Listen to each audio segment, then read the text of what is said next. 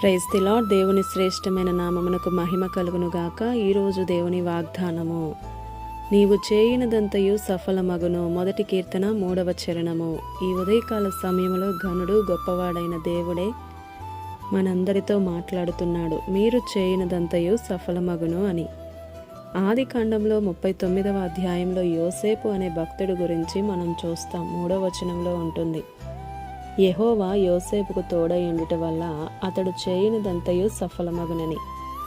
ఏ పనైనా ఎక్కడికి వెళ్ళినా కారణం దేవుని తోడై ఉండడం వలన. యోసేపు మంచి భక్తుడు, భయభక్తులు గలవాడు. ప్రతి విషయంలో దేవునికి భయపడేవాడు. పాపానికి దూరంగా పారిపోయాడు. పరిశుద్ధతను కాపాడుకున్న వ్యక్తి. అందుకే దేవుడు అతనికి తోడై ఉన్నాడు. పొతీఫర్ ఇంట్లో ఉన్ననూ సరే, నింద వేయాలని చూసినా కూడా, జైల్లో వేసినా కూడా అక్కడ కూడా ఆశీర్వదిస్తూనే వచ్చాడు దేవుడు. ప్రధానమంత్రిగా దీవింపబడ్డాడు. యోసేపుకి దేవుడే తోడుగా ఉన్నాడు. ఆ దేవుడే ఈరోజు వాగ్దానం వింటున్న ప్రియ సహోదరుడా, సహోదరి, నీకు తోడుగా ఉండబోతున్నాడు.